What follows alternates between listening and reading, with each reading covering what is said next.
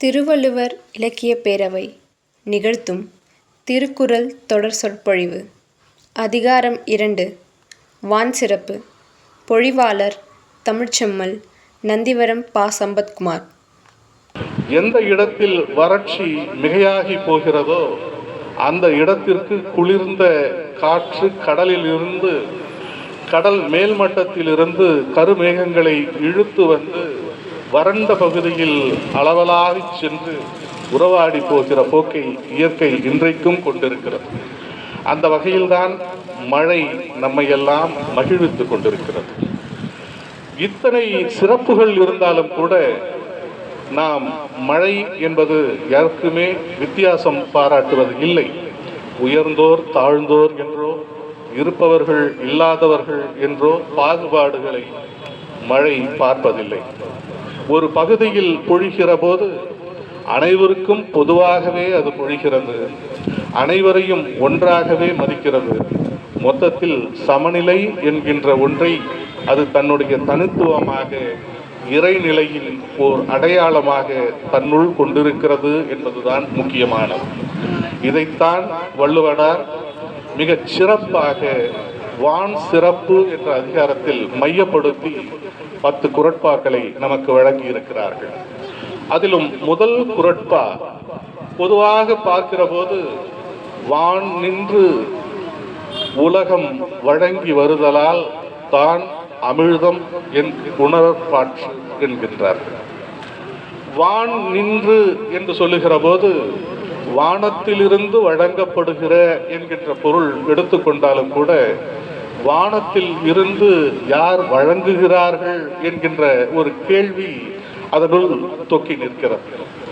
அப்படி என்றால் நாம் இன்றைக்கு சாதாரண வாழ்க்கையில் புழக்கமாக இருக்கிற வானிலிருந்து விண்ணுலகம் என்ற ஒன்று இருக்கிறது, அந்த விண்ணுலகிலிருந்து தூதர்கள் எல்லாம் இங்கு வாரி வழங்கி கொண்டிருக்கிறார்கள் என்று பொருள் கொள்ளலாமா என்றால் அது வள்ளுவனார் பார்வையில் அப்படி அமையவில்லை.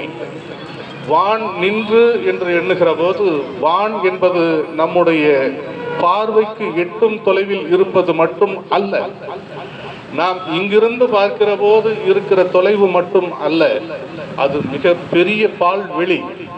அந்த பால்வெளியிலிருந்து வருகிற வான் என்பது இங்கு இருக்கிற உலகை சூழ்ந்திருக்கிற அளவிற்கானது. அப்படி அந்த சூழ்ந்திருக்கிற வான் நின்று உலகம் வழங்கி வருதலால் என்கிறார். உலகம்தான் அதனை வழங்கி வருகிறது, மேலிருந்து யாரும் அதனை சிறப்பாக தனியாக யாரும் இங்கே வழங்கவில்லை என்கின்ற பொருளினை கையாண்டு உலகம் வழங்கி வருகிறது. அதில் யார் என்று ஒருவரை மட்டும், இருவரை மட்டும் அல்லது ஒரு குழுவை மட்டும் என்று குறிப்பிடாமல் உலகம் முழுவதும் வழங்கப்படுகிறது என்பதாக இந்த உலகு சூழ்ந்த கடலில் இருந்து அந்த நீர் ஆவியாக போய் அதற்கு அடுத்ததாக நம்முடைய அருகில் இருக்கக்கூடிய வேண்டாத நீர்நிலையாக இருந்தாலும், நாம் அதனை சுற்றி போய்கொண்டிருக்கிற நீர்நிலையாக இருந்தாலும் அதனின்றும் அந்த நீர் ஆவியாகி மேலே போகிறது. ஐயா மாதவன் அவர்கள் சொன்னது போல செம்புலத்து பெயல் நீர் போல இருந்தாலும் கூட அதிலிருந்து இருக்கக்கூடிய செம்மண் கலந்த நிறம் கொண்ட நீராக இருந்தாலும் கூட அதுவும் ஆவியாகி மேலே போகிறது. இந்த மேலே போகிற ஆவியாகிற என்கிற எல்லா நிலையையும் பார்க்கிற போது என் குணத்தான் என்கின்ற தன்மைகளில் ஒன்றான தூயது என்கின்ற ஒரு சொல்லாடல், பொருள் என்பது இந்த ஆவியில் ஐக்கியமாகிறது. ஆக இங்கிருந்து எந்த விதத்திலிருந்து எப்படிப்பட்ட தன்மை கொண்ட நீராக அது மேலே ஆவியானாலும் கூட அது தூயதாகி வான் நின்று போகிறது. அந்த தூயதாகி வழங்குகின்ற இந்த உலகம் வழங்குகிறது என்பதனால்தான் வான் நின்று உலகம் வழங்கி வருதலால் என்று சொல்லி தான் அமிழ்தம் என்கிறார்கள். உலகம் வழங்கி வருதலால் தான் அது அமிழ்தமாகிறது. ஒருவர் மட்டும் கொடுத்தால் அது உதவியாகிறது, ஒருவர் மட்டும் அளித்தால் அது தானமாகிறது. ஆனால் உலகமே வழங்கி வருதலால் அது அமிழ்தமாகிறது. அதிலும் தூயதாகி போய்விட்டதனால் அது அமிழ்தமாகிறது. அமிழ்தம் என்றால் தூயது என்கின்ற பொருள் மட்டுமல்ல.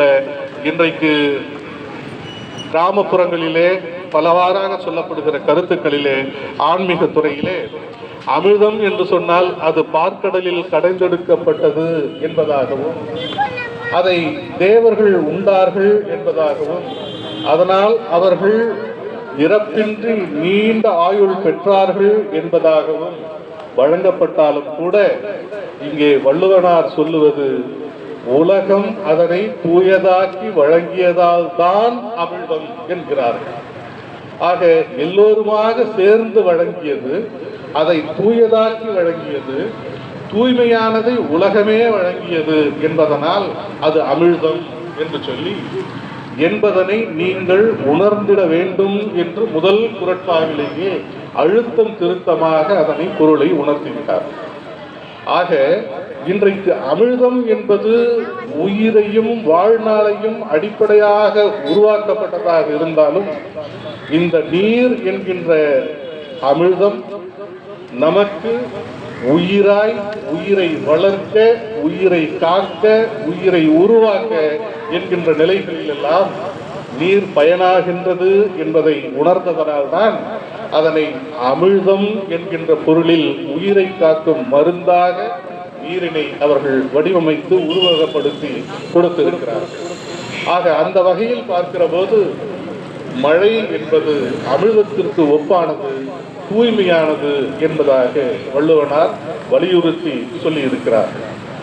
இதற்கு அடுத்ததாக, இந்த நீர் தூயதாக இருந்தாலும் கூட அடுத்த குறட்பாயிலே துப்பாக்கு துப்பாய துப்பாக்கி, துப்பாக்கு துப்பாய தூவும் மழை என்றார்கள். ஆக ஒரு உயிர் வாழ்தலும் வளர்தலும் என்பது அது உணவின் அடிப்படையில் நடைபெறுகிற ஒரு தொடர் நிகழ்வு. ஆக உணவு என்பது ஒவ்வொரு உயிருக்கும் அத்தியாவசியமாகிறது, மிக முக்கியமானதாகிறது. அது ஓர் உயிராக இருந்தாலும் சரி, 5 அறிவாக இருந்தாலும் சரி, 6 அறிவு பெற்றதாக இருந்தாலும் சரி.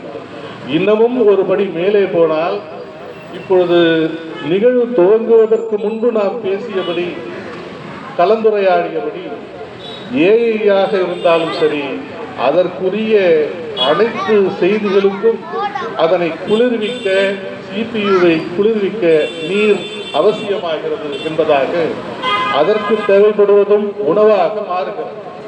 அந்த உணவை உற்பத்தி செய்ய வேண்டிய பங்கிற்கு அடிப்படையாக தேவை நீர். இன்றைக்கு தஞ்சை பகுதிகளிலே விவசாயம் செழிப்பாக நடைபெறுகிறது என்று சொன்னால், இன்றைய நாளில் இன்னமும் அரசு அறிவிக்காமல் இருக்கிற நிலையில் எப்பொழுது அறிவிப்பார்கள் என்கின்ற ஏக்கத்தோடு அங்கிருக்கிற விவசாயிகள் எல்லாம் காத்து கொண்டிருக்கிறார்கள். மேட்டூர் அணை எப்பொழுது திறக்கப்படும், எப்பொழுது சாகுபடி செய்யலாம், தொடங்கலாம் என்கின்ற வேட்கையோடு அங்கே விவசாயிகள் காத்து கொண்டிருக்கிறார்கள். ஆக அந்த விவசாயத்திற்கு அடிப்படையாக தேவைப்படுகிற நீர் தேக்கத்திலிருந்து வர வேண்டியதாக இருக்கிறது.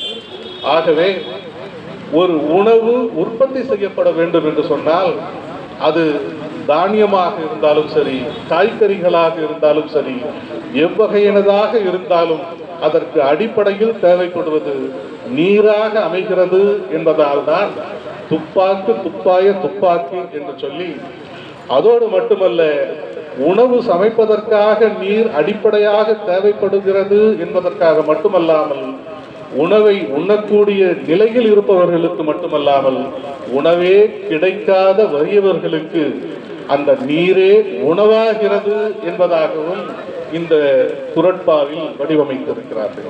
ஆக உணவு தயாரிப்புக்காக நீர் தேவைப்படுகிறது, பயன்பாடுகிறது.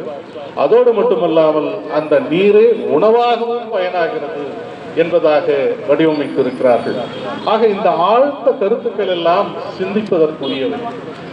ஒன்று பலவாக மாறுகிறது என்கின்ற ஒரு தத்துவம், நாம் என்ன நினைக்கிறோமோ அந்த நினைவாகவே நாம் மாறிப்போய் விடுகிறோம் என்கின்ற தத்துவார்த்த செய்திகள் இன்றைக்கு மழை நீரில் உருவாகி இருக்கிறது என்பதை உணர வேண்டும். 2000 ஆண்டுகளுக்கு முன்பாக இந்த சிந்தனையை வள்ளுவனார் பதித்திருக்கிறார் என்று எண்ணுகிற போது அவருடைய ஆழ்ந்த சிந்தனை தெளிவு இதிலே உறுதிபட புலனாய்.